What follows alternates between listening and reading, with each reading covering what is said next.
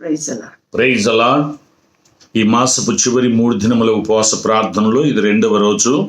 దయచేసి అందరూ కూడా మరి సిద్ధపడి లైవ్లో ప్రార్థనలు ఏకీవించడానికి మీరందరూ సిద్ధపడి కూడి రావాల్సిందిగా మనం చేస్తున్నాం. ఈ సమయంలో మనము అందరం కళ్ళు మూసుకొని తలలు ఉంచినైతే ప్రార్థన చేసుకుందాం. పరిశుద్ధుడు పరమ తండ్రి, దయగల రాజా, కృపగల దేవా, మీ కొందనబలి కృతజ్ఞత స్తుతి స్తోత్రములు చెల్లిస్తున్నాం. నాయన, గడిచిన రాత్రంతా నీ కృపలో భద్రపరిచి మరొక దినాన్ని మాకు ఇచ్చినందుకు కొందనాలు. ఈ మాసపు చివరి 3 దినముల ప్రార్థనలో ఈ 2వ దినపు ప్రార్థనలోకి మేము వస్తున్నాం. మా ప్రభు బిడ్డలు నాయన ఈ ప్రార్థన కొరకు సిద్ధపడి ఈ లైవ్లో ఏకీభవిస్తున్న బిడ్డలందరినీ కూడా మీరు దర్శించి తట్టి తాకి మీరు ముట్టుమని ప్రార్థన అంతట్లో కూడా మీరు తొనిడిగా ఉండి సహాయించండి. ఇటు ప్రార్థన ప్రతి బిడ్డకు దీవెనకరంగా ఉన్నట్లు నీ కృపను దయచేయమని యేసు నామం పేట వేడుకుంటున్నాము తండ్రి, ఆమేన్. ఈ దినమునకు ఏర్పరచబడిన పరిశుద్ధ లేఖన భాగము యోవేలు గ్రంథము 2వ అధ్యాయము 10వ వచనము 19వ వచనము.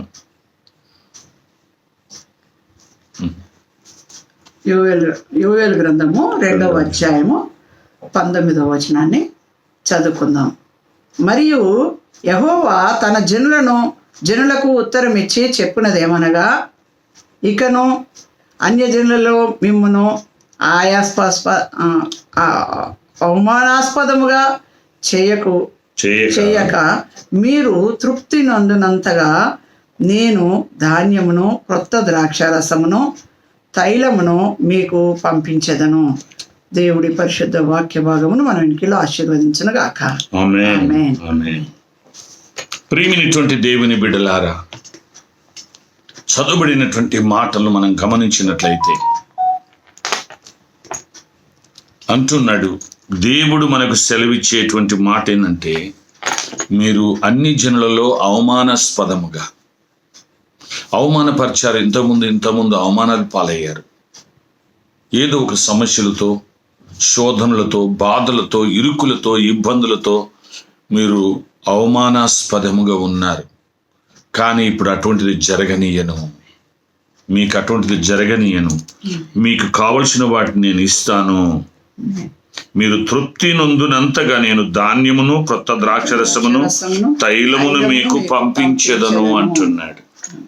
ప్రియమైనటువంటి దేవుని బిడ్డలారా, దేవుడు మరి గడిచిన కాలమంతా, ఈ మాసములు గడిచిన దినములు కానీ గడిచిన కాలములు కానీ మనం ఏ రీతిగా ఇబ్బందుల్లో, ఇరుకుల్లో, సమస్యల్లో ఉన్నప్పటికీ దేవుడు చెప్పేది ఏంటంటే, మీరు తృప్తి పొందినంతగా ధాన్యమును, ద్రాక్షారసమును, క్రొత్త ద్రాక్షారసమును మీకు పంపించెదను అంటూ ఉన్నాడు. ప్రియమైనటువంటి దేవుని బిడ్డలారా, దేవుడు మన ఎడల ఆయన కృప చూపుతూ ఉన్నాడు. ఎందుకు అనంటే, దేవుడు ఒక మాట చెప్పాడు 12వ వచనములో.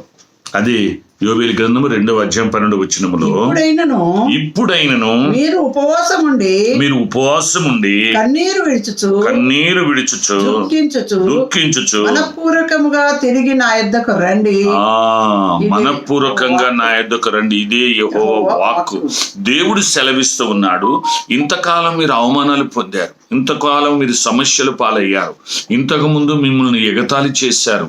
మీ పరిస్థితులు, మీ సమస్యలు, మీ ఇబ్బందులు, మీ ఇరుకులు, మీ కష్టములు, నష్టములు, వ్యాధులు, బాధలు, సమస్యలన్నిటిని బట్టి అన్యజనుల మధ్యలో మీరు అవమానాస్పదముగా ఉన్నారు.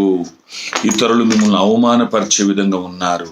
కాబట్టి ఇప్పుడు మీరు ఏం చేయాలంటే, ఇప్పుడైనను మీరు ఉపవాసం ఉండి కన్నీరు విడుచుచు దుఃఖించుచు మనపూర్వకంగా తిరిగి నా యొద్దకు రండి.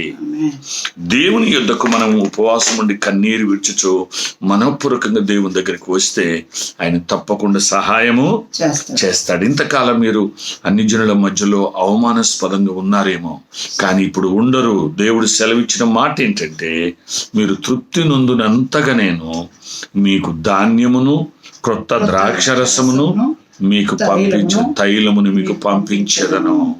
ప్రియమైనటువంటి దేవుని బిడ్డలారా, దేవుడు నిజంగా మరి మనకు అన్నిటినీ చేయగలిగిన దేవుడు. ఆయనకు అసాధ్యమైనది ఏది లేదు. కానీ మనము ఉపవాసం ఉండాలి, కన్నీటి ప్రార్థన చేయాలి, దేవుని వైపు మనపూర్వకంగా తిరగాలి. దేవుడు కోరుకునేది అదే అన్నమాట. ఉపవాసం ఉండడం అంటే ఈ శరీర క్రియలను మానుకోవాలా, శరీర బలాన్ని తగ్గించాలా, ఆత్మ బలాన్ని పెంచాలా. ఉపవాసం అంటే దుఃఖించుచు, కన్నీరు కార్చుచు. కన్నీటి ప్రార్థన ఎంతో బలమైనటువంటిది. కన్నీటి ప్రార్థన అంటే హృదయపూర్వకంగా అని, హృదయం విరగొట్టుకొని నలగొట్టుకొని. అందుకే 51వ కీర్తనలో అంటాడు, విరిగి నలిగిన మనస్సే దేవునికి ఇష్టమైన బలి. దేవా, నీకు బలులు అర్పించదను, బలిని కోరువాడు ఒక కోరిన ఎడల నేను బలులు అర్పించదను అంటాడు భక్తుడైన కీర్తనకారుడు. కానీ నువ్వు బలిని కోరువాడవు, విరిగి నలిగిన మనసే నీకు ఇష్టమైన బలి. దేవునికి ఇష్టమైంది ఏంటంటే విరిగి నలిగిన మనస్సు. ఇది ఎలాగూ చెప్తున్నాడు దావీదు గారు అంటే, దావీదు గారికి ఒక మాట, ఒక బిరుదు ఉంది. ఆయన ఏంటంటే ఆయన హృదయానుసారుడు, దేవుని హృదయానుసారుడు. దేవుని హృదయం ఎరిగినవాడు గనక దేవునికి బలులు అవసరం లేదు. మనస్ఫూర్తిగా విరిగి నలిగిన హృదయంతో పశ్చాత్తాపడి, దేవా నేను పాపినయ్యా, నీకు వ్యతిరేకంగా జీవించానయ్యా, అనేకమైనటువంటి నీకు వ్యతిరేకమైన క్రియలు చేశానయ్యా, నన్ను క్షమించు ప్రభువా, నేను పాపినయ్యా అని దేవుని దగ్గర ఒప్పుకొని దేవుని దగ్గరకు వస్తే నిజంగా దేవుడు తప్పకుండా సహాయము చేస్తాడు. అందుకే యోవేలు ప్రవక్త కాలము నాటి ప్రజలు దేవుడు మాట్లాడాడు, ఇప్పటికైనా మీరు ఉపవాసం ఉండి నా యొద్దకు తిరిగి రండి, కన్నీరు కార్చుచు మనస్ఫూర్తిగా రండి, హృదయపూర్వకంగా రండి అంటే నిజంగా ప్రజలు ఆయన తట్టు తిరిగారు. తిరిగినాక ప్రభు వాగ్దానం ఏం చేస్తున్నాడంటే, మీ దేవుడైన యెహోవా సెలవిచ్చిన మాట ఏదనగా, మీకు క్రొత్త తైలమును, క్రొత్త ద్రాక్షరసమును, ధాన్యమును మీకు ఇస్తాను. ఇంతకాలం మీరు అన్ని జనుల మధ్యలో అవమానాస్పదంగా ఉన్నారు కదా, నేను అలా ఉండనీయకుండా మిమ్మల్ని పోషిస్తాను, మిమ్మల్ని ఆదరిస్తాను, మిమ్మల్ని తృప్తిపరుస్తాను, మిమ్మల్ని ఘనపరుస్తాను, మీకు కావలసిన అన్ని నీకు ఇస్తాను, సమకూరుస్తాను. దేవుడు నిజంగా అభిమిస్తున్నాడు. కనుక ప్రేమిని దేవుని బిడలారా, మనస్పూర్వకంగా ఉపవాస ప్రార్థన చేద్దాం, కన్నీటి ప్రార్థన చేద్దాం, ఆయన తట్టు మనస్పూర్వకంగా తిరుగుదాం. తిరిగినప్పుడు దేవుడు తప్పకుండా సహాయము చేస్తాడు. ఈ మాసములో చివరి 3 దినముల ప్రార్థనలో ఇది 2వ దినము ప్రేమిన దేవులారా. కనుక మనస్పూర్వకంగా తిరుగుదాం. నిజంగా ఆయన తప్పకుండా ఒక్క మాట నేను మీకు జ్ఞాపకం చేస్తాను. ఆ 13వ వచనం చూడండి. మీ దేవుడైన యెహోవా, మీ దేవుడైన యెహోవా కరుణావాత్స్యములు గలవాడును, కరుణావాత్సల్యములు కలిగిన వాడును, శాంతమూర్తియు, అత్యంత కృపగలవాడునై ఉండి, తాను చేయనుద్దేశించిన కీడును చేయక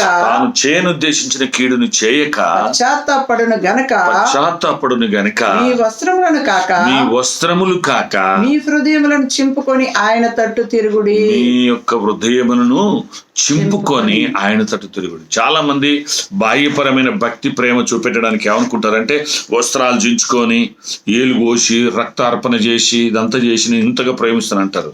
అది అవసరం లేదు. ఆయనకు షో పుట్టపు అవసరం లేదు, హృదయం కావాలి. కాబట్టి మీ వస్త్రములు చింపుకొనక మీ హృదయాన్ని చించుకొని ఆయన తట్టు మనస్పూర్వకంగా తిరగండి. ఆయన కరుణావాత్సల్యములు కలిగిన అత్యంత శాంతమూర్తియు, కృపామయుడుగా ఆయన ఉంటున్నాడు. తప్పకుండా ఆయన చేయని ఉద్దేశించిన కీడు చేయకుండా మానేస్తాడు, తప్పకుండా సహాయం చేస్తాడు. అందుకే అన్ని జనులలో మనల్ని అవమానాస్పదంగా ఉంచకుండా తృప్తిపరుస్తాడు. కనుక ప్రేమైనటువంటి దేవుని బిడ్డలారా, అలాగున్న దేవుని వైపు చూద్దాం. దేవుడే తప్పకుండా మనకు సహాయము చేస్తాడు. ఈ మాసము ఈ చివరి 3 దినములలో ఉన్నాం. ఇది 2వ దినము. మీరు తీర్మానం చేసుకోండి, దేవుని తట్టు మనపూర్వకంగా తిరగండి. వస్త్రములు కాదు, హృదయం చించుకోవాలి. విరిగి నలిగిన హృదయమే, విరిగి నలిగిన మనస్సు ఆయనకి ఇష్టమైన బలి. కనుక మన హృదయాలను విరగొట్టుకుని నలగొట్టుకుని దేవునికి విరుద్ధమైనటువంటి, దేవునికి దూరంగా, దేవునికి వ్యతిరేకంగా తిరుగుతున్నటువంటి మనము దేవుని తట్టు తిరగాల. ఉపవాసం ఉండి కన్నీరు విడుచుచు మరి మనపూర్వకంగా విరిగి నలిగిన హృదయంతో ఆయన తిరుగుదాం. దేవుడు తప్పకుండా మనం తృప్తిపరుస్తాడు, సహాయం చేస్తాడు. మన అవసరతలు, కొరతలు అన్ని తీర్చి మనకు శాంతి సమాధానం ఇచ్చి మనకి ఏదైనా అనారోగ్య బలహీనతలను స్వస్థపరుస్తాడు. అట్టి కృప దేవుడు మనకందరికి తోడైన సహాయం చేయను గాక. ఆమేన్. అమ్మగారు చిన్నపి ప్రార్థన చేస్తారు. విజ్ఞాపన. మహోన్నతుడ, మహిమగల రాజా, సకల ఆశీర్వాదముల కారణభూతుడైన గొప్ప తండ్రివి కనుక ప్రభా, ఈ మాసపు చివరి 2వ రోజును మాకు ఇచ్చే ప్రభు ప్రభా ఈ మాసపు ఈ దినం వరకు కాచి కాపాడిన కరుణావాచ్యముల తండ్రి వయ్యానికి వందనాలు ప్రభా. ప్రత్యేకంగా నేను దాసుని ద్వారా మీరు మాట్లాడిన ప్రతి మాటను బట్టి నీకు వందనాలయ్యా. అవును తండ్రి, ఇప్పుడైనను ప్రభా ఉపవాసం ఉండి దుఃఖించుచు నాయన కన్నీరు విడిచినప్పుడు ప్రభా కవిల్లో దాచి ఉంచి జవాబిచ్చే గొప్ప తండ్రివి. నీ వైపు తిరిగినప్పుడు ప్రభా నాయన మీరు నా యొద్దకు రండి, అప్పుడు నేను మీ యొద్దకు వస్తానని సెలవిచ్చావు తండ్రి. నీ యొద్దకు వచ్చిన ప్రతి బిడ్డ దీవించబడును గాక, ప్రార్థన ఆలకింపబడును గాక, ప్రతి ఒక్కరు కూడా నీ వైపు తిరుగుదురు గాక. సృష్టికర్తవు, మరణాన్ని ఓడించి తిరిగి లేచిన సజీవుడవు, సర్వశక్తిమంతుడు గనక నీ నామానికి మహిమ తెచ్చుకోమని బర్త్డేస్, మ్యారేజెస్, వివిధ శుభ సందర్భం కలిగిన బిడ్డలను దీవించి మా దేశాన్ని, రాష్ట్రాన్ని, ప్రజలను నాయన నీ పక్షముగా ప్రభ నిలబడటకు వారికి ప్రభ నీ పలకపు జ్ఞానము, ఆరోగ్యము యేసునామములో విప్పుచున్నాం. ప్రతి గలిబిలి ఆటంకం బంధిస్తున్నాం. మా దేశాన్ని, ఇరుగు పొరుగు దేశాలను నాయన జిల్లాలను, గ్రామాలను, ప్రాంతాలను మీరు దర్శించి ప్రతి స్థలంలో మీరు మహిమ పొందుదురు గాక. మరి ప్రతిష్ఠించుకొని 3 దినముల ఉపవాస ప్రార్థన ద్వారా గొప్ప జయము పొందుకొందము గాక. అటు అద్భుతములు జరుగును గాక. ఈ మహిమ కొరకై అనేకులు నీ వైపు త్రిప్పబడి అటు నరకము నుండి తప్పించబడి రక్షించబడుదురు గాక అని ప్రార్థిస్తూ వీక్షిస్తున్న బిడ్డలను, ఏకీభవిస్తున్న బిడ్డలను, ప్రార్థిస్తున్న బిడ్డలను దీవించి ఇది నా ఆశీర్వాదములు. ఫిజికల్ గ్యాదరింగ్, జూమ్ కాన్ఫరెన్స్ ఆయా రీతులుగా ప్రార్థిస్తున్న ప్రతి ప్రార్థనకు జవాబు వచ్చి ఉన్నదని నమ్మి నిన్ను స్తుతిస్తూ ప్రభువును రక్షకుడు నజరుడైన యేసుక్రీస్తు పేటడి వేడుకుంటున్నాం తండ్రి. ఆమేన్. తండ్రి, కుమార, పరిశుద్ధాత్మ త్రియేక దేవుని దీవెన ఇక్కడున్న మనకును భూలోకములను పరిశుద్ధులకి అందరికీ ప్రత్యేకంగా ఈ లైవ్ ప్రార్థనలు ఏకీభవిస్తూ వారి హృదయాలు తిప్పుకొని ఆయన తట్టు తిరిగి ఆయన దీవెనలు పొందుకున్నటకు ఇష్టపడుతున్న ప్రతి ఒక్కరికి, మనకందరికి, సంఘమంతటికి, సార్వత్రిక సంఘానికి, సకల పరిశుద్ధులకును సర్వ ప్రజలు ఆయన ప్రేమ, త్యాగం, యాగం, యజ్ఞం, పవిత్రత, ప్రత్యేకత తెలుసుకొని ఆయన ఎద్దుకొచ్చి నిత్య నరకముడు తప్పించబడి నిత్యత్వం మనకు చేరుకున్నటకు మనకందరికి సదా తోడైండి నడిపించునుగాక. ఆమేన్. ఆమేన్. Praise the Lord. God bless you. ఆయన తట్టు తిరిగి ప్రార్థన చేయండి. దేవుడు మీకు తోడై ఉంటాడు.